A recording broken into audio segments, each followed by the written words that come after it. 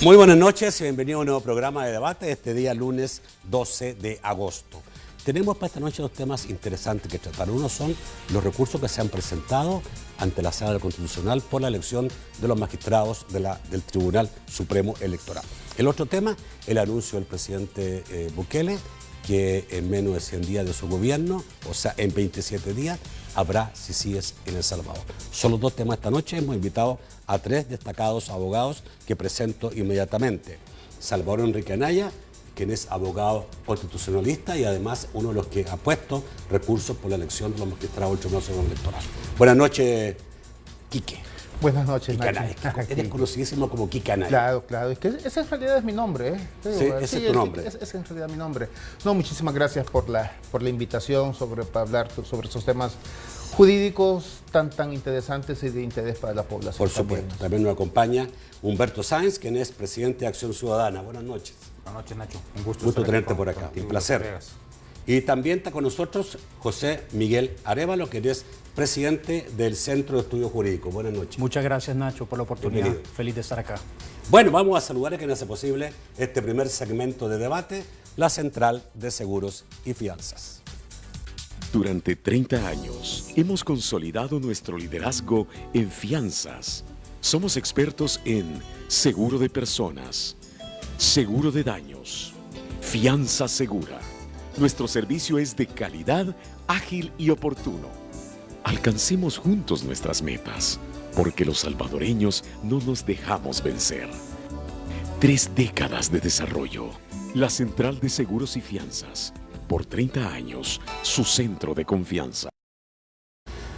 Bueno, si usted se pregunta quién es la persona que puso los dos recursos, pues está al lado mío. Los dos los puso él y uno tiene que ver con la elección que hizo la Corte Suprema de Justicia de las ternas que mandó a la Asamblea Legislativa para esta elección de magistrados y la otra por la misma elección de magistrados ya hecha por la Asamblea Legislativa. Es correcto.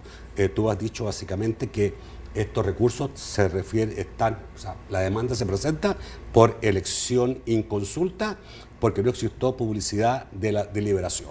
¿Eso es? Exacto, digamos, con una acotación, digamos, no hay un debate sobre si es consulta o no, porque eso no hay necesidad. El tema en esencia es la ausencia del debate público, tanto por parte de la Corte Suprema de Justicia, el preparar las ternas, como por parte de la Asamblea Legislativa. Y es que aquí hay que recordar que el debate público no simplemente son ni con carácter previo las entrevistas, Nacho, ni el hecho de la votación pública. Lo público también de esencia es el debate. La jurisprudencia constitucional lo que ha dicho que en el caso de las elecciones de segundo grado no basta que se tome la decisión, sino también que es indispensable que el grupo decisor, ya sea de la propuesta, en este caso la Corte Suprema de Justicia para proponer las ternas o la Asamblea Legislativa al elegir, debe de hacer una ponderación pública de los méritos, la capacidad, la idoneidad de cada uno de los candidatos e indicar las razones por las cuales prefiere a unos y no a otros. En ninguno de los dos casos ha existido un debate público sobre esa circunstancia. Inclusive te comento que si bien es cierto que presentamos con bastante urgencia, digamos, la demanda de inconstitucionalidad contra la elección de las ternas que hizo la Corte Suprema de Justicia, hemos solicitado digamos, de acuerdo con la Ley de Acceso a Información Pública, alguna información relativa a ello. Por ejemplo, cuál fue la evaluación que hizo la Comisión de Jueces para hacer el listado, cuál fue el consolidado de las ponderaciones que hizo la Comisión de Jueces y cuál fue la sesión, el acta y el audio de la sesión de Corte Plena que fue el 11 de julio. Y hay cosas muy interesantes y que llaman poderosamente la atención. Y te comento, por ejemplo, la Corte Suprema entrevistó, se postularon más o menos 43 o 46 personas, no me recuerdo. De esos 43, 46, la Corte excluyó a cerca de 20 y desconocemos los motivos por los cuales. Entrevistó 19. De esos 19, al final se dieron cuenta que uno de ellos, una de ellas, de las postulantes, nunca debía haber estado incluida porque era una jueza en ejercicio. Por lo tanto, la sacaron. Entonces tenían 18. Y hay un consolidado donde hay, cabal, en orden decreciente, del mejor evaluado, digamos, del número 1 hasta el número 18, en el listado, del mejor evaluado al menos evaluado. Razonable es que vino la Corte y prácticamente propuso como propietarios y suplentes a los 12 primeros, a los 12 mejor evaluados, con una peculiaridad. Y que muy singularmente, sabes que en el audio nos han borrado esas partes y vamos a presentar una apelación ante el instituto, es que a la segunda candidata postulante mejor evaluada, la segunda, la pusieron de suplente, y al 11º, es decir, al penúltimo evaluado, lo pusieron de propietario. ¿Por qué se decidió eso?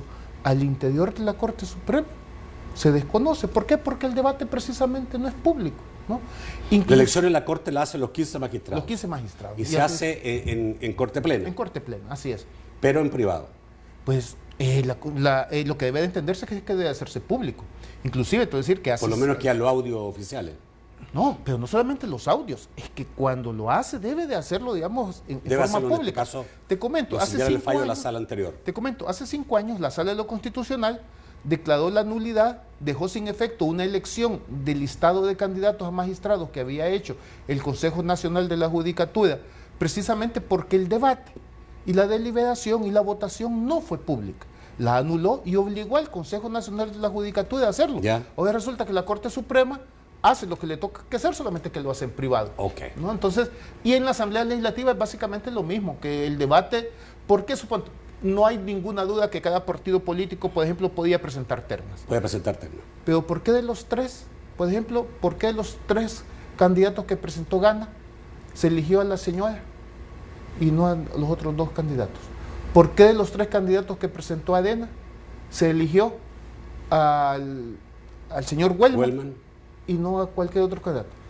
¿Por qué de los suplentes de Adena se escogió a un secretario del juzgado de paz de no sé dónde, por parte del PCN? No, por parte del PCN, como suplente.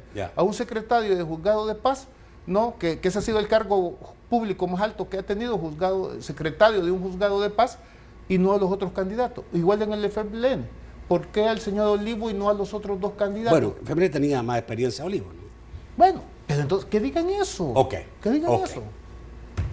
Don Humberto, ¿qué piensa usted de esta elección? ¿Está de acuerdo con estos recursos? Sí, y espero que la Sala de lo Constitucional mantenga la línea jurisprudencial que ya había venido sosteniendo en los últimos al menos 7, 8 años. Yo coincido totalmente en que aquí han existido varias irregularidades, muchos vacíos. También me gustaría señalar que, aún sea un avance mínimo, se dio un pequeñísimo avance, sobre todo en el proceso que condujo la Corte Suprema de Justicia. Al menos por primera vez existieron estas entrevistas y al menos por primera vez se concedió oportunidad para que la prensa, la ciudadanía, las organizaciones de sociedad civil pudieran participar en estas entrevistas. Es un avance mínimo, y es mínimo porque, como ya señalaba Salvador Enrique, no tenemos ninguna explicación de cuál fue el primer filtro que adoptó la Corte Suprema de Justicia para decidir a quiénes sí entrevistar y a quiénes no. Y de repente pueden existir razones de peso y razones objetivas importantes que hayan llevado a tomar esa decisión. El asunto es que no lo sabemos. Tampoco sabemos cuáles son los criterios que terminaron prevaleciendo a la hora de proponer a quienes se terminó proponiendo. En algún momento, un par de magistrados por ahí mencionaron que ellos iban a realizar un procedimiento en el que iban a identificar un baremo de selección, que este baremo iba a ser anunciado y que este baremo iba a servir para conducir estas entrevistas. A mí en ese momento me pareció sumamente importante, sobre todo porque dentro de la Corte Suprema de Justicia, en el proceso de elección de magistrados que se condujo hace ya varios meses, algunos de los magistrados electos no estaban muy de acuerdo con este concepto de la utilización de los baremos, y no dejó de llamarme la atención positivamente que ahora los mismos magistrados estuvieran proponiendo la utilización. Al final, no sé si se usaron o no se usaron. Sí se usaron. Salvador Enrique tendrá ahora ya la información, Pero el asunto es que no se publicitaron, es decir, nosotros no supimos, ha tenido que ser una solicitud de un ciudadano que ha tenido que ir a pedir esa información y no debería ser así, porque nosotros los ciudadanos tuvimos que haber estado enterados desde el día 1 de cuáles eran los parámetros, cuál era ese baremo que iba a ser utilizado para medir los candidatos. Lo mismo ocurrió, Nacho, en el otro lado, en el lado de la Asamblea Legislativa, solo que ahí quizás yo lo señalo no únicamente en el momento en que las personas llegan a ser postuladas a la Asamblea Legislativa, sino desde los momentos anteriores, es decir, los procesos que han tenido que conducir los mismos partidos políticos para llegar a identificar quiénes son las personas que van a proponer. Tienen el derecho a hacerlo, sí, pero si de verdad quieren ser partidos políticos transparentes, si quieren modernizarse, si quieren estar a la altura de las expectativas ciudadanas, esos procesos internos en los partidos políticos también tuvieron que haber sido transparentes y también tendrían que haber sido informados a la población de por qué esas 3 personas están siendo trasladadas a conocimiento y a decisión de la Asamblea Legislativa. Y en la Asamblea, pues lo que hemos visto en esta actual conformación de la Asamblea, cero interés en reformar, en conducir de manera diferente los procesos de elección. Hay resistencia. Total resistencia. El fallo de la sala. José Miguel. No, en el mismo sentido, Nacho, nosotros como Centro de Estudios Jurídicos hemos visto realmente preocupante el hecho de que sigamos viendo elección tras elección de segundo grado, que la Asamblea Legislativa sigue incumpliendo los parámetros constitucionales y la jurisprudencia emanada por la Sala de lo Constitucional. Y yo creo que en esta buchaca no tenemos que hablar únicamente de la Asamblea Legislativa, sino también de la Corte Suprema de Justicia. Y en ese sentido creo que es bastante interesante que se haya presentado una demanda también contra ese acuerdo de corte en el que se eligieron a la terna que se envió a la Asamblea Legislativa. Porque lo que estamos viendo es que la misma Corte Suprema de Justicia, o sea, en el mismo seno de la Corte Suprema de Justicia se toman decisiones que no cumplen con los parámetros constitucionales a nuestro criterio y que además incumplen con la jurisprudencia que ha emanado la Sala de lo Constitucional de la Corte Suprema de Justicia. Entonces, en ese sentido, nosotros consideramos acertada la medida de impugnar también ese acuerdo que tomó la Corte, porque se incluyó dentro de los candidatos que la Corte remitió a personas que tienen claros vínculos partidarios, que como ya se ha dicho antes, no necesariamente tienen que ser vínculos formales, es decir, no tienen que estar afiliados al partido político, sino que también se ha hablado acerca de los vínculos materiales, que ya está bien desarrollado por la Sala, y en ese sentido creemos que se ha incumplido. Y si bien en su jurisprudencia la Sala de lo Constitucional ha dicho de que la Corte y los partidos, que también mencionaba Humberto, el tema de que los partidos no llevaron a cabo un buen proceso para elegir a su terna, si bien la Corte y los partidos tienen, dice la Sala, una primera palabra, la palabra final la tiene la Asamblea Legislativa. Es decir, que al final es la Asamblea Legislativa la que está obligada a verificar que las ternas que han enviado los partidos y la Corte cumplan con esos requisitos. Pero yo ahí creo que la responsabilidad debería de ser más compartida, no solo limitarse a un tema, como ha dicho la Sala, de que es la primera palabra, pero que la última palabra la tiene la Asamblea y que, digamos, es la responsable en ver y velar que se cumpla con la Constitución. Yo creo que no, yo creo que la Corte tiene una responsabilidad muy importante, sin duda, y debería dar el ejemplo en este tipo de ternas. Vamos a ir al corte, vamos a volver rápidamente un poco más con este tema y después inmediatamente entramos al otro. Ya volvemos.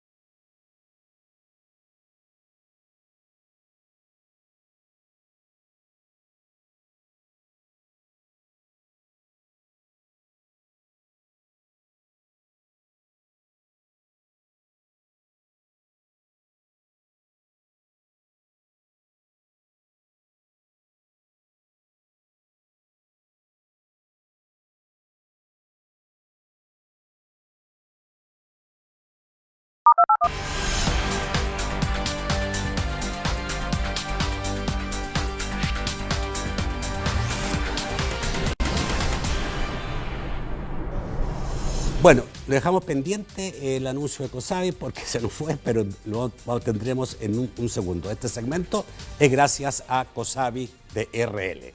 Vamos a seguir con el programa inmediatamente o vamos al comercial y hago el anuncio después. COSAVI de RL, tu cooperativa de ahorro y crédito, continúa evolucionando. Por ello, en el marco de la entrega del premio The Beast, que le otorgó la Confederación Mundial de Negocios por su excelencia empresarial, se presentó la nueva imagen de la cooperativa que cree en los salvadoreños, que busca contribuir con el desarrollo del país y que sabe que tu crecimiento es nuestro compromiso. COSAVI, ahorro y crédito. PBX 2241-4200. Bueno, disculpen el error, sobre todo a los amigos de COSAVI. Haz el movimiento inteligente y consolida tus deudas con COSAVI de RL. Obtén más información visitando nuestras 5 sucursales o marcando el PBX 2241-4200. COSAVI, tu crecimiento es nuestro compromiso. Señores, rápidamente cerramos este tema.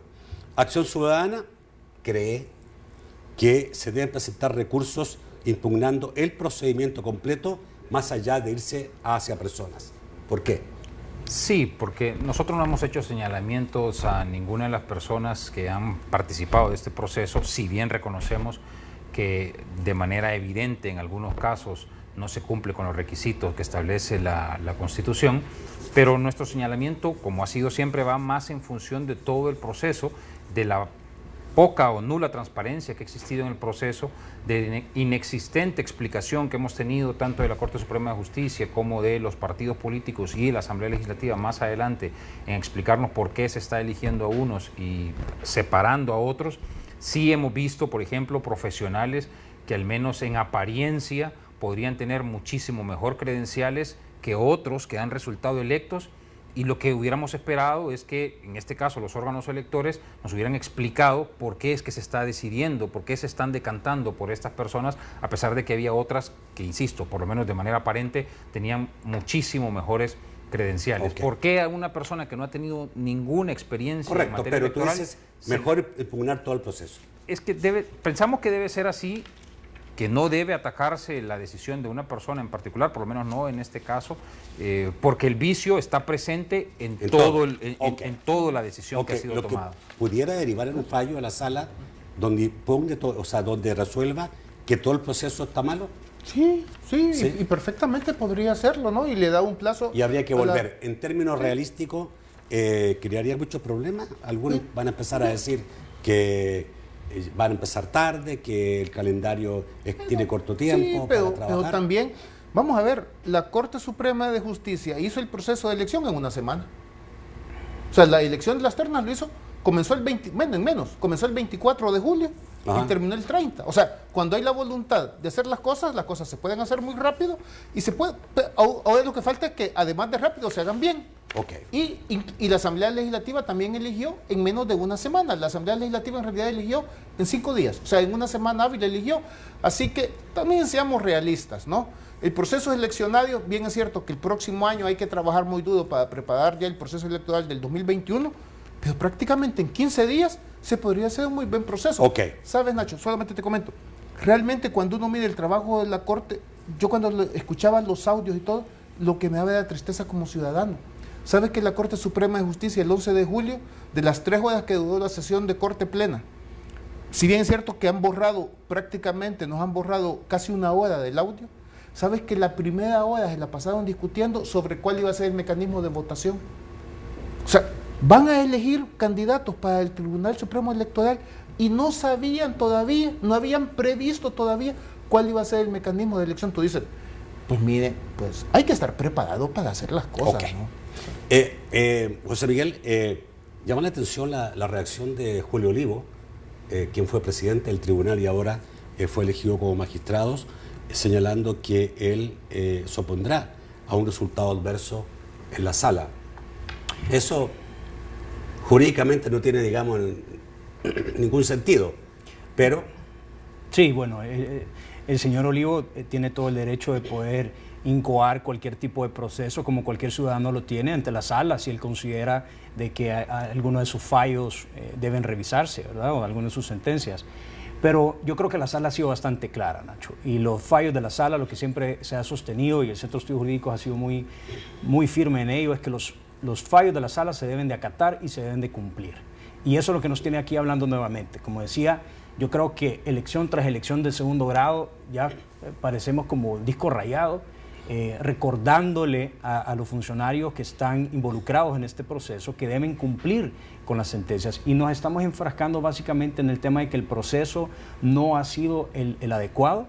Alguna gente puede decir, miren, pero nosotros hemos visto en la tele las entrevistas que se hacían a estos candidatos, vimos que la Asamblea Legislativa estaba haciéndoles preguntas para ver cuál era su conocimiento sobre la materia, pero las entrevistas primero dejaron mucho que desear, y segundo, quiero leer expresamente lo que dice la sala en su fallo. Dice: no basta la simple suma de atestados, informes u otros documentos, sino que es obligatorio que el correspondiente dictamen o decreto legislativo se justifique porque se estima que una determinada persona reúne los requisitos esenciales para ejercer un cargo público y que fundamenta tal conclusión. Ok, este es el fallo de la sala anterior. De la sala, exacto. Ok, entonces me surge una pregunta inmediatamente. Yo pensaba ser más corto en este tema, pero ¿cómo están viendo ustedes la actual sala? La apuesta es si va a mantener la misma jurisprudencia o va a actuar de forma distinta. En algunas cosas parece que sí, en otras parece que no. Pues sí, digamos, con el escasísimo tiempo que tiene de estar laborando la sala, 7 meses, personalmente al menos advierto cierta pasividad, digamos, o un exceso de respeto de la sala de lo constitucional hacia el poder político, o inclusive a no actuar en aquellos temas que son polémicos, ¿no? A ver, en el caso, digamos, del ex magistrado Rivas, sí, actuó igual que la sala anterior. Repitió prácticamente la Por jurisprudencia. lo tanto, debiera, en este caso, Por tomar lo la menos, misma. sí, exactamente, ahí repitió el criterio de la exigencia de ausencia de vínculo partidario. Ahora bien, seamos realistas, digamos, y aquí voy a hacer una consideración de carácter. Si fuera por ese fallo, no queda casi ninguno de los que están elegidos. No, porque ahí el tema que se decidió fue la vinculación partidaria, no se discutió el procedimiento. Ahí lo que le atribuyeron al señor Rivas fue, y lo dijo expresamente en la este sala, caso no está en discusión. No está en discusión el tema de la vinculación partidaria. Nadie ha puesto un recurso de mi sobre conocimiento eso. No ha puesto nadie un recurso sobre eso. O sea, todavía no sabemos cómo va a actuar la sala, si va a seguir la jurisprudencia de la anterior integración personal de la sala que exigía un debate público. Sobre eso la sala actual no se ha pronunciado. Sobre eso no se ha pronunciado. Vamos al otro tema rápidamente. Abrimos fuego con Humberto. Este anuncio de las CICIES del presidente que dijo en menos de los 100 días que se cumpla de mi gobierno, que es el día 8 de septiembre, quedan 27 días, voy a tener las CICIES ya creadas. Lo rescatable, comienzo con lo rescatable o lo positivo del anuncio, es que aparentemente se está queriendo dar cumplimiento a una promesa importante de campaña y que aparentemente, hay un equipo que ha estado trabajando de manera constante en hacer esta propuesta que ojalá conozcamos pronto. Desde la visión de Acción Ciudadana y en un esfuerzo conjunto que hicimos con Funde, Acción Ciudadana había llegado a la conclusión de que efectivamente se requería de un auxilio internacional y que ese auxilio internacional obviamente sí pasaba por establecer, esa era nuestra propuesta, porque se establecieran cierto tipo de requisitos mínimos para su operación, entre otros, y quizás el más destacable, que no existiera dependencia del órgano ejecutivo. ¿De ningún órgano? Sí, es decir, obviamente que tiene que existir una colaboración interinstitucional y evidentemente que tampoco puede transgredir las limitaciones ya establecidas en la Constitución y la separación de las atribuciones que la Constitución establece, pero sí veíamos que un esfuerzo como ese, bien encauzado, podía ayudar a combatir la impunidad y los delitos de corrupción sobre todo. Pero nuestro planteamiento fue hacer ciertas propuestas en aquel momento a quien ya había sido designado como presidente de la República. Se trasladaron esas propuestas, de hecho, a quien también había sido ya electo como vicepresidente de la República. Hasta este momento no tenemos noticias ciertas si esas propuestas fueron tomadas o no en consideración porque no conocemos cuál es el proyecto, qué es lo que se está pretendiendo anunciar en los próximos días. Y esa es la parte quizás no tan positiva, porque en corto tiempo, 20 y tantos días que nos quedan para conocer de esta propuesta, nos parecería que a estas alturas esto debería estarse ya discutiendo de manera amplia con la ciudadanía, con todos los actores políticos. Estamos hablando, si esto está bien estructurado. Esto debe debatirse. Esto necesita de un debate amplio, no se vale, como ya se generaron algunas reacciones, en donde de manera anticipada se oponen a la idea sin conocer cuál es la propuesta, y tampoco se vale las otras reacciones en donde de manera anticipada hay diputados que dicen, cuente ya con mi voto, si ni siquiera saben en qué consiste la propuesta. Pero cuando el presidente dice, en 100 días, o sea, en los primeros 100 días de mi gobierno, o sea, en 27 días más, ya tengo la CICI estructurada. Yo no creo que esté estructurada la CICI. Yo lo que creo que va a salir la propuesta en este periodo, la propuesta, y que a partir de ese momento debería iniciarse un proceso de consulta, y va a la Asamblea Legislativa. De debate, un proceso, ojalá que tenga que ir a la Asamblea Legislativa. Unas declaraciones del vicepresidente Félix Ulloa señalando de que, como sabían que en la Asamblea iba a haber retraso y se iba a hacer todo un proceso para tratar de boicotear esto de las CICIES, no sé por qué lo dijo, es porque los partidos, por lo menos no nos parece que debería ser ese escenario. Pero dijo que el presidente que ellos estaban viendo, digamos, ante la OEA y Naciones Unidas, cómo iniciarla con el Ejecutivo inicialmente y después buscar el acuerdo con la Asamblea, que fue así como se inició en Guatemala. Entiendo que eso es lo que se ha anunciado. Desde nuestra perspectiva no es ese el escenario ideal. Desde nuestra visión el escenario ideal es que esto se someta ya rápidamente a consulta y que llegue rápidamente al órgano legislativo, en donde se comience a conocer ya con detalle cuál es la propuesta y que el órgano legislativo haga sus propias aportaciones también. Yo creo que esta es una prueba de fuego, una prueba de verdad para los partidos políticos, para todos los partidos políticos, para identificar quiénes están en favor de la lucha contra la corrupción, pero con criterios objetivos, con criterios que efectivamente sirvan y contribuyan al rol que ya están desempeñando el resto de las instituciones, y que se tenga en el mediano y largo plazo como propósito el fortalecimiento de esas instituciones que ya existen, porque dicho sea de paso, esa era otra de nuestras propuestas, que de nada nos va a servir contar aquí con un organismo, sea cual sea, que esté 5 o 10 años y que al final de su ejercicio esto no haya significado absolutamente ningún fortalecimiento en la capacidad de investigación o de persecución del delito de las autoridades que en este momento tenemos, y que básicamente son Fiscalía, Corte de Cuentas, Tribunal de Ética Gubernamental, por mencionar a los principales. Vamos a ver cómo está la cosa. Hay que recordar que en la Asamblea Legislativa el Partido Arena ha dicho que sí, está de acuerdo con una CICIES, obviamente que sea una CICIES independiente del Ejecutivo o de cualquier otro órgano. El partido FMLN sí definitivamente ha dicho que se opone a una CICIES. El partido Gana antes decía que se oponía, hoy día ya con el gobierno de Bukele ha dicho que está de acuerdo. Por lo tanto, ¿con cuántos votos se tendría que aprobar en la Asamblea un acuerdo internacional para este tipo? Esto requiere mayoría simple. 43 votos, ya están los votos. Vamos a ir al corte y vuelvo con José Miguel y también con Salvador Enrique para hablar de lo que se dice, ¿no? Los temores que hay de que esto pueda ser objeto de persecución. Por ahí, digamos, la ANEP ha dicho que los salvadoreños deben apostarle a nuestras instituciones, e incluso también dijeron, digamos, que la Fiscalía había hecho mucho más en el mismo tiempo que lo hizo la CICIG en Guatemala. Ya volvemos.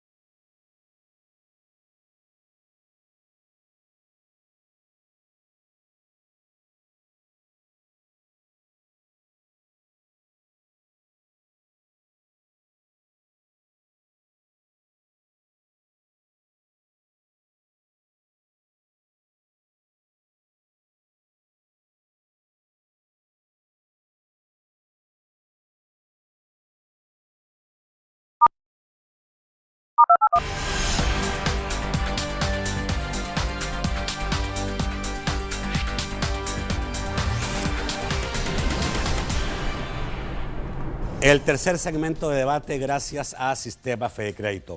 ¿Sabían que Sistema Fede Crédito es la red financiera con mayor cobertura nacional porque está presente en 195 municipios del país? Ganarse la confianza de alguien importante no es fácil. Lograr que crea y tenga la absoluta certeza de depositarte lo más valioso no es tarea de cualquiera. Toma tiempo y prestigio ser parte de un lazo familiar que te brinde el mayor respaldo para ayudarte hasta donde quieras. Por eso somos la red financiera con mayor cobertura nacional. Sistema Fede Crédito. Queremos darte una mano. Bueno, a ver, Quique, ¿y tú qué piensas, digamos, de estas CICIES que todavía, bueno, no sabemos mucho, ¿no?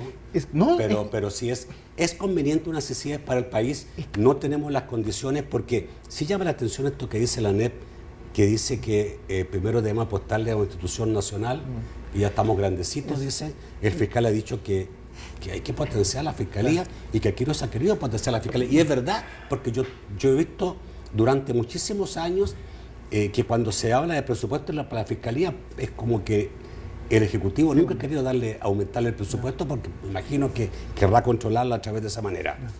Sí, mira, en primer lugar yo creo que todo el debate sobre esta comisión internacional en realidad todavía estamos en el aire. Porque esto es como que venga el papá, para ocupar el ejemplo presidencial, y le diga al hijo, hoy te voy a dar carro. Pero bueno, ¿qué carro? ¿Va a ser usado? ¿Va a ser viejo? ¿Va a ser de una marca buena? Para decir un caso tristemente célebre, le va a dar un Ferrari. ¿Qué diablos le va a dar? O sea, digamos, decir, ¿qué carro? ¿Sí? Ahorita que, y el modelo de la... ahorita lo único que sabemos es el nombre, Nacho. CICIES. Pero ¿se va a padecer al modelo de la CICIG de Guatemala? ¿O se va a padecer al modelo de la Machit en Honduras? O sea, ¿qué tipo de modelo? O sea, y francamente, digamos, como aquí el lenguaje político es muy importante, ¿no? Y el tuit del presidente fue, en los primeros 100 días vamos a lanzar las CICIES. ¿Qué quiere decir eso de lanzar? Como decía Humberto, ¿va a ser la propuesta o va a ser un modelo de comisión internacional, como inicialmente lo dijo el ahora vicepresidente, que sencillamente iba a ser un apoyo y asesoría a las fiscalías y las instituciones y que no iba a tener ningún rol de intervención en las investigaciones? O sea, ¿qué modelo de comisión? Entonces yo creo que ahorita este debate me parece que es artificial porque no sabemos en realidad cuál es el tipo de supuesto apoyo internacional que se va a buscar. Entonces, hasta que no veamos ya la propuesta en sí, no vamos a saber si es en realidad una propuesta seria de lucha contra la corrupción o sencillamente es un bluff, es puro humo de colores, que en realidad voy a decir, sí, vamos a tener una comisión internacional que nos va a venir a dar asesoría a los fiscales y todo, y que ahí quede, y que dependa totalmente del Ejecutivo. No sabemos entonces cuál es el modelo. Si a mí me lo dicen en abstracto, necesita el apoyo El Salvador, apoyo internacional de la lucha contra la impunidad y la corrupción, creo en principio que sí, pero hay que ver cuál es el modelo que se va a escoger de este apoyo internacional. No bastaría cualquier modelo, podría ser que sencillamente fuera puro humo y puro bluff. No lo descarto que así termine siendo. José Miguel. Bueno, pues ¿Estás de acuerdo con una CICIES? Mira, Nacho, yo creo que nosotros tenemos que partir por entender de que entre la población hay un sentimiento bastante general de decepción a la forma en la que han funcionado las instituciones aquí en el pasado y los niveles de impunidad en los que hemos estado. Y en ese sentido, la CICIES, o como se le quiera nombrar, viene como a dar esta esperanza de que se va a hacer una lucha frontal contra los delitos de corrupción, que si bien la Fiscalía ha hecho algunos avances en los últimos años, casos inéditos, ya tenemos a expresidentes atrás de los barrotes en la cárcel, pues digamos, todavía hay un clamor ciudadano. Y en ese sentido, nosotros lo que esperaríamos es que de crearse este ente, como se ha prometido, y siguiendo un poco el ejemplo que decía Quique, o sea, ¿en qué va a consistir?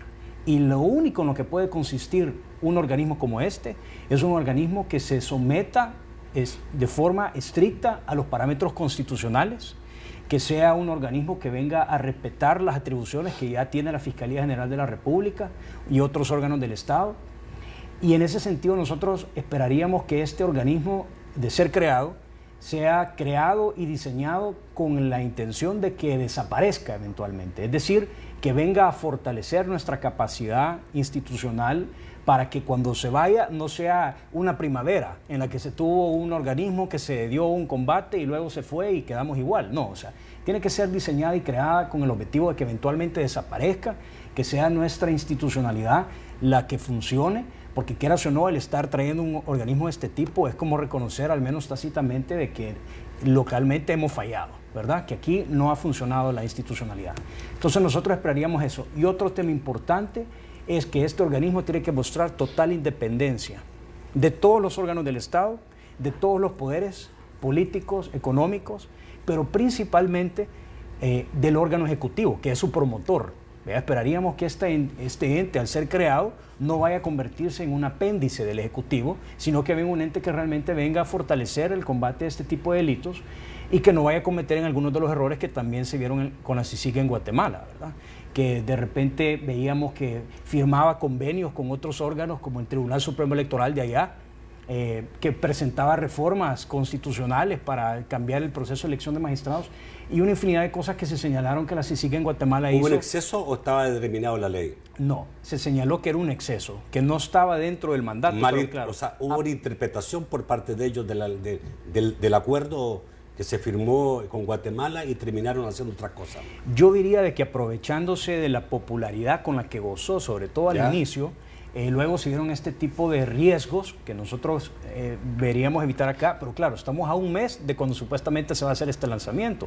Ya deberíamos de estar analizando cuál es la estructura, qué es lo que se está proponiendo.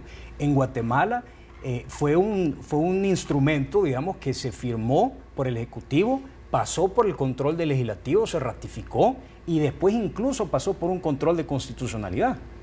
Entonces nosotros esperaríamos ver ya en físico una propuesta, ¿verdad? Porque no podemos estar en contra ni a favor de algo que no conocemos, ¿verdad? Pero cualquier tema que venga a ayudar a combatir la corrupción, nosotros lo vemos con buenos ojos, siempre y cuando respete el marco constitucional y siempre y cuando sea totalmente independiente. Sí, yo agregaría, solo para resumir, Nacho, yo diría, porque creo que hemos sido coincidentes en ese sentido, que cualquier esfuerzo debe estar encaminado, número uno, a hacer un esfuerzo que permita fortalecer las instituciones ya existentes, porque no tendría absolutamente ningún sentido, insisto, que tengamos un esfuerzo de 5, 10, 15, 20 años, los que sean, y las instituciones queden igual que como están. Número dos, que sea un esfuerzo que mantenga o que permita que la institución, sea como sea que se llame, se mantenga independiente de todos los órganos y efectivamente, sobre todo el órgano ejecutivo.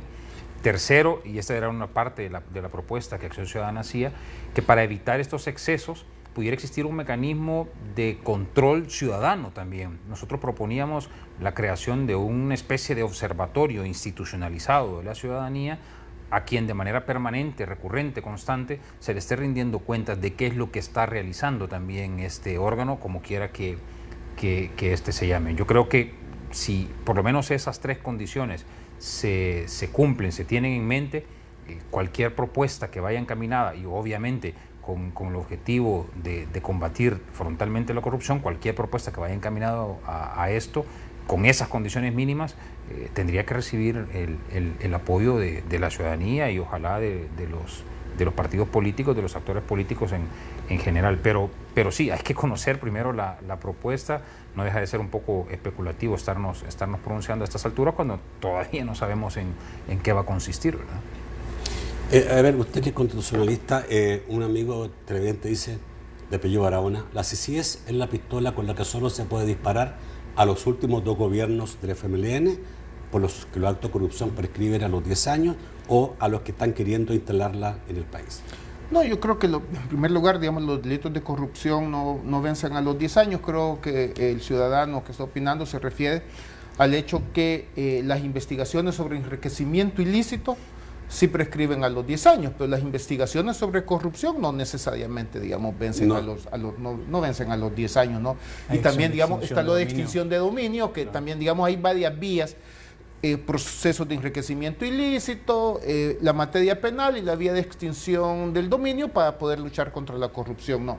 No, pues le digo, ¿qué es lo que va a hacer entre comillas, Comisión Internacional, pues lo que hay que ver, insisto, Nacho, es la propuesta. A mí personalmente, digamos, como juridista, siempre me da temor cuando estamos discutiendo sobre las palabritas sin saber, digamos, de qué trata, ¿no? Y sobre todo con ese lenguaje, la vamos a lanzar la comisión, ¿va? ¿Qué es eso?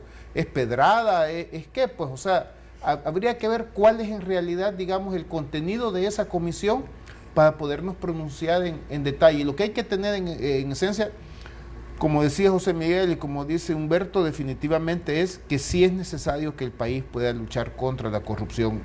En Guatemala fue un proceso muy difícil. Inicialmente el acuerdo inicial que había firmado el gobierno de Guatemala, el Ejecutivo, fue declarado inconstitucional por la Corte de Constitucionalidad de Guatemala. Tuvieron que hacerle reformas a ese mecanismo que se había iniciado para que fuera aprobado, para que autorizara la Corte de Constitucionalidad, fuera ratificado por el Congreso guatemalteco y pudo pasar, digamos, sin ningún problema. Pero recordemos que la CICIG estuvo funcionando por 6 años en Guatemala y prácticamente no hizo ningún ruido. No fue si cuando llegó el actual director, que ahora prácticamente está exiliado de Guatemala, ¿no? El colombiano, el señor don Iván Velázquez, que digamos hubo un... Trabaja en Naciones Unidas ahora. Exactamente. Él había sido juez, fiscal, investigador en Colombia, y sobre todo porque también se encontró con, tanto con la fiscal Paz y Paz y con la exfiscal Telma Aldana. Que decidieron luchar, pero la CICIG había pasado 6 años sin pena ni gloria en Guatemala. ¿No?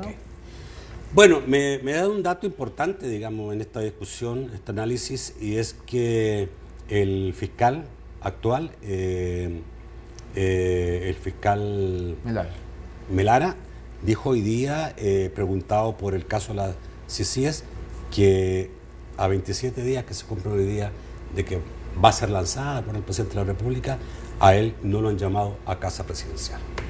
No ha habido, digamos, ningún contacto con él en este sentido.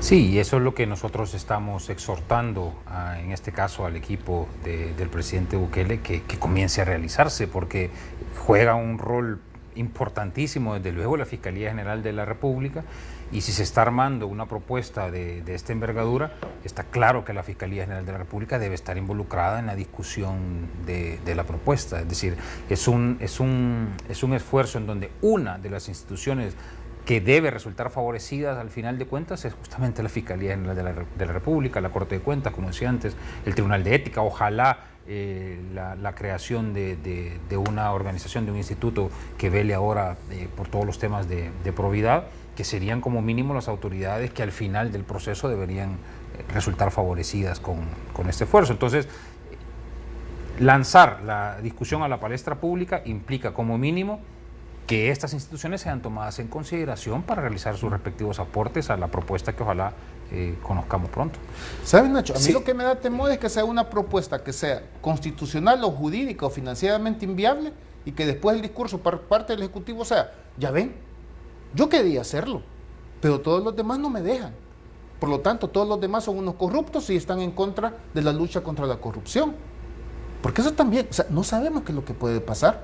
Si te lanzan una propuesta, ¿te imaginas hace poco más de un mes, el presidente en la única cadena nacional que ha hecho, afortunadamente solo ha hecho una, ¿no? Díjole a todos los diputados, aprieten el botón para el crédito de los 91 millones que voy a mandar y todo. Después de un mes, ni siquiera ha llegado la propuesta de crédito a la Asamblea Legislativa. Ni siquiera ha llegado. Entonces les digo, voten por algo que todavía no les he dicho en qué va a consistir. Entonces, yo puedo tener el temor y lamentablemente los constitucionalistas... Ahora, ¿se puede jugar con la OEA de Naciones Unidas? Bueno, si eso al final, ¿no? Digamos, viste lo que pasó con la experiencia de la segunda fase de los diálogos para la paz y que todavía hubo un embajador, el embajador mexicano que pasó un tiempo acá y todo, y al final no hubo... Y no hubo absolutamente nada. Nada. Absolutamente nada. Y se montó todo el espectáculo para decir la segunda fase de los diálogos para la paz, ¿no? Y todo algo así. Y al final quedó un puente soplado. Bueno, vamos al corte. Volvemos rápidamente con los comentarios y preguntas del público televidente.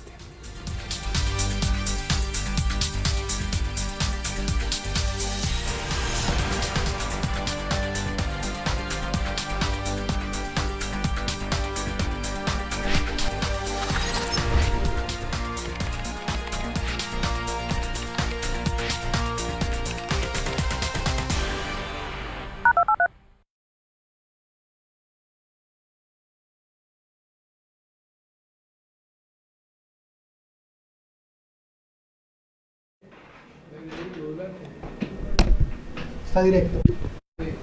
Hola, 2, 3, 4, 5, 6. Ok, gracias.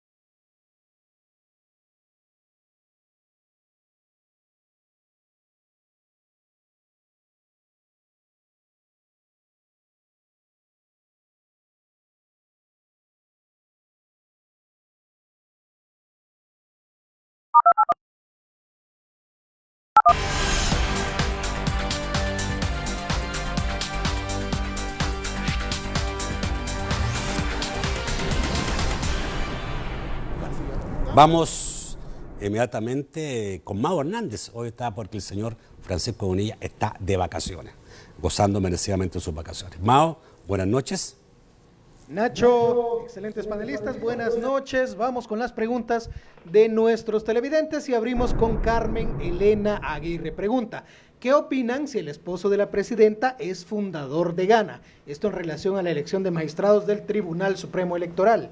¿Acaso eso es más que afiliado? Don Pedro Mancilla participa y nos dice: me pregunto por qué los panelistas no se han postulado a candidatos o magistrados de la Corte Suprema de Justicia a fin de que transparenten las elecciones de segundo grado. Solo critican, pero no quieren ser parte de la solución. El analista Romeo Auerbach nos dice: y si la sala no acepta este escrito, se irán ya por las personas individualmente. Roberto Moreno participa y nos dice: en Guatemala, la Comisión Internacional para el Combate a la Impunidad fue patrocinada por la ONU y su gestión fue relativamente exitosa. En Honduras la apadrinó la OEA y fue un total fracaso. Aquí parece que será la OEA la patrocinadora. Se espera un fracaso. José Rafael Castro nos dicen: para quienes desconfían de la imparcialidad de las ICIES, les recuerdo que la sociedad debe aceptarla y hacerle una entrega simbólica de nuestra soberanía. El Ejecutivo no podría señalar ni intervenir. Es un organismo de la ONU. Dani nos dice: hasta ahora solo especulación sobre si existe las ICIES, pero la pregunta sería si las ICIES podría investigar al actual gobierno, ya que ese fue uno de los problemas en Guatemala. Vamos al estudio para las respuestas de nuestros panelistas. Bueno, gracias Mao. No alcanzamos a ver cada pregunta porque estaban amplio todas las preguntas del público. Señores, a ver quién quiere empezar. Yo solo rápidamente, quizás con esta última, cuando uno de los televidentes pregunta si un organismo de esta naturaleza puede investigar al actual gobierno, justamente ahí va la exigencia que estamos trasladando ahora y en lo que hemos sido bastante insistentes, en que debe tratarse de un organismo independiente, independiente sobre todo el órgano ejecutivo, porque si en el órgano ejecutivo existen actos de corrupción que deben investigarse, un organismo como este debe estar en toda la capacidad de colaborar con esa investigación, colaborar con las instituciones en esa investigación y en la persecución de los delitos que se cometan. Ahí está el kit del asunto, en esa independencia que estamos requiriendo. Y por último, no olvidar que si bien es cierto, cuando hablamos de corrupción casi de manera automática pensamos en funcionarios y pensamos en el sector público, pues corrupción existe en el ámbito privado también, ¿verdad? Y si queremos combatir frontalmente la corrupción, hay que intentar, no la vamos a eliminar nunca, pero hay que intentar mitigarla en ambos sectores. Y esa corrupción que está ahí también presente como un cáncer en el ámbito privado, también debería empezar a investigarse y a perseguirse, y un esfuerzo internacional en ese sentido puede contribuir enormemente a, por lo menos, disminuir sustancialmente esos niveles de corrupción. Bueno, no tenía bolígrafo, pero me acuerdo que unas preguntas, había una que decía que si fallaban contra la sala iban a irse ya individualmente por los casos de los Pues magistrados. francamente, al menos este servidor, tengo la práctica de no hacer especulaciones y por lo tanto se ha aseverado mucho la pertenencia o vinculación partidaria de algunos candidatos o de algunos magistrados. Personalmente no tengo la prueba y no sé si no he tenido el ánimo o las ganas de buscarlas, ¿no? Entonces yo no me atrevería a ir a impugnar candidaturas de magistrados si no cuento con las pruebas, ya sea de una vinculación formal, de una vinculación material o una vinculación muy reciente, porque la sala también ha hablado y ha tomado decisiones respecto a esas desvinculaciones fraudulentas, ¿no? ¿Recuerdas el famoso caso de una magistrada de la Corte de Cuentas que se había desvinculado del partido Gana un día antes y que el día siguiente le eligieron? O sea, es decir, digamos, eso habría que hacer la investigación. Francamente, no sé si tendré los ánimos de no hacerlo.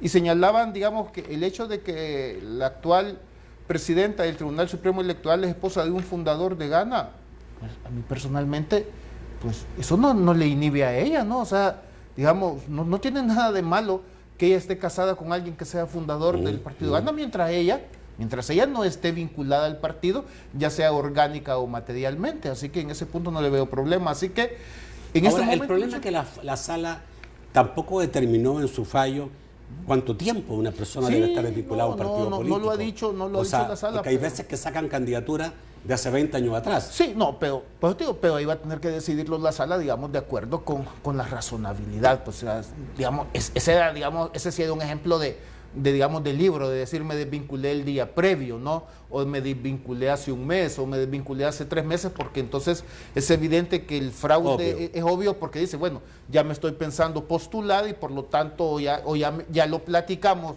de que voy a ir de candidato y por lo tanto me desafilio para poder participar. Nacho, en esos casos sí sería evidente. Sí. Yo creo que en ese tema también es importante ver de que la sala ha hecho una distinción entre el tema de la ideología y el tema de un vínculo formal o material. Es decir, no se pide que los magistrados o los funcionarios de segundo grado no tengan una ideología. Por supuesto que la pueden tener y tienen derecho a tenerla. Lo que se está pidiendo es que no haya una relación de dependencia, es decir, si es un vínculo material, una relación de dependencia o subordinación con un partido político. O si es un tema... ¿Y cómo se sabe eso? Bueno, ya la sala ha admitido en sus sentencias pruebas, por ejemplo, el hecho de ver a un magistrado en un mitin político llamando a ejercer el voto por una determinada fórmula presidencial, o personas que han sido donantes de partidos políticos, en los que se ve que puede estar en riesgo su independencia.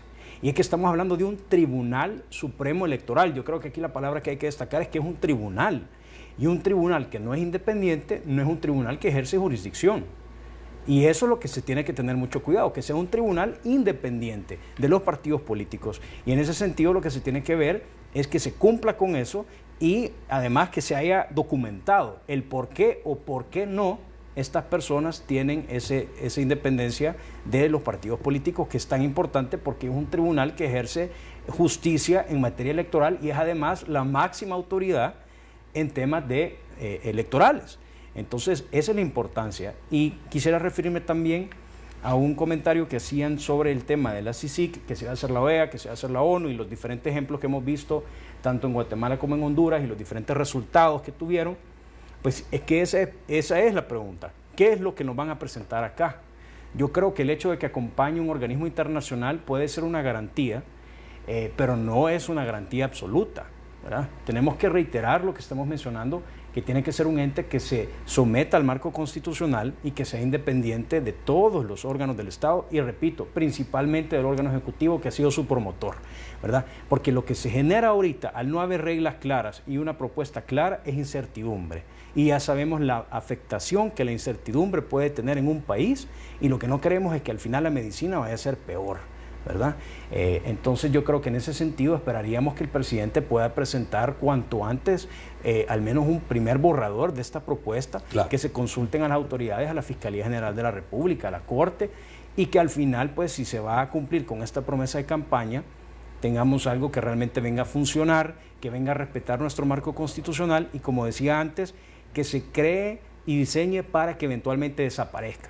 No estamos a favor de un organismo que venga a instalarse de forma permanente acá, sino un organismo que pueda venir a fortalecer nuestra institucionalidad para que al final sea el Estado salvadoreño el que pueda recuperar estas atribuciones en su complejidad y de forma íntegra, y por lo tanto ya no sea necesario contar con un organismo de este tipo. Bueno, hubo una pregunta que no querían responder.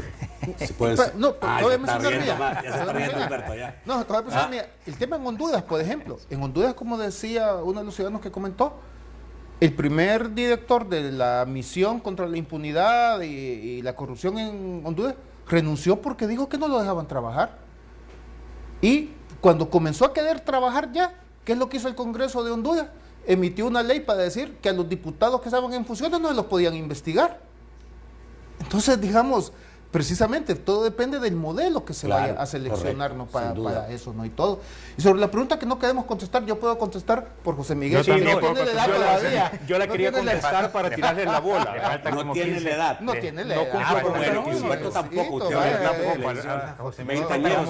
Yo legítimamente no cumplo con el requisito constitucional de la edad y por eso no puedo aspirar siquiera a un cargo de eso. A mí me faltan unos años también para cumplir con ese requisito, pero además de eso, no, la verdad que yo creo que el rol que se puede ejercer desde la ciudadanía también es un rol importantísimo y eso es lo que creo que nosotros tres estamos queriendo desde nuestras respectivas responsabilidades en este momento, estamos queriendo ejercer, ¿verdad? Hoy hay una ciudadanía mucho más activa, mucho más protagónica y creo que también de esa manera se contribuye y que creo que también de esa manera se hace patria, que es lo que estoy seguro que queremos. ¿Te gustaría ser magistrado? Es una idea que nunca he descartado, no, de verdad que no considero estar en el momento profesional adecuado como para tener una pretensión como esa. Quisiera estar bastante más, con bastante más canas que las que ya tengo para tener una pretensión como esa. Bueno, este señor tiene las canas, las canas las que tengo, Nacho. Y el conocimiento más que suficiente. Bueno, yo creería, digamos, que sería ideal que el día de mañana puedan elegirse gente como la que tengo hoy día en el set, que yo invito, pero lo veo difícil. Los diputados normalmente o los partidos políticos no eligen gente con no solamente independiente, sino que con carácter, digamos, y personalidad como para mantener esa independencia. Yo creo que ese es el problema que tenemos. Pero bueno, no con esto estoy diciendo que los que eligen son malos, algunos han sido muy buenos. Muchísimas gracias, Quique, por estar esta noche. Muchas gracias, Nacho, por la invitación. Siempre es un encanto podernos dirigir a tu audiencia. Muchísimas gracias, Humberto. Gracias, Nacho. Un gusto siempre estar acá. Muchísimas gracias. Gracias, Nacho. Para el Centro de Estudios Jurídicos, un gusto estar aquí cuando nos soliciten. Bueno, primera que te tenemos, va a ser un gusto. Te seguiremos teniendo. Gracias a usted, amigo televidente. Mañana vamos a conversar con Yamil Bukele, presidente del INDES, para poder analizar lo que ocurrió en los Juegos Olímpicos, pero también para proyectar la política de deportes en el país. ¿Podemos tener más? Es posible. Nos vemos mañana a las 8 de la noche.